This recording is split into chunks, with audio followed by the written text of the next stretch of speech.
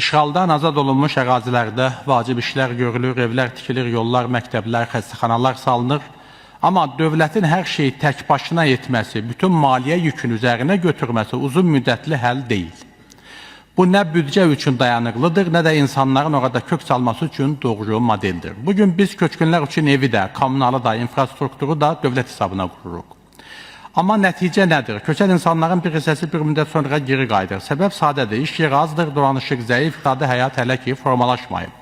Məncə dövlətin əsas rolu ev tikmək yox, şərait yaratmaq olmalıdır. Dövlət yol çəksin, su, işıq, qaz, internet, məktəb, xəstəxana yaratsın. Çox gözəl. Amma evlərin tikintisi mərhələli şəkildə dövlətin nəzarəti və güzəştli mexanizmləri ilə vətəndaşın özünə verilsin. Köçkün öz evini özü tikəndə o torpağa daha çox bağlanır. Tikə-tikə ora öyrəşir, ətrafı tanıyır, dolanışıq yol axtarır, qonşuluq münasibətləri formalaşdırır. Bu psixoloji və sosial baxımdan da daha sağlam modeldir. Üstəlik bu yanaşma dövlət büdcəsi üçün də qat-qat ucuz başa gəlir. Vətəndaş öz evini indiki qiymətlərdən 2 dəfə daha ucuz məbləğə tikəcək.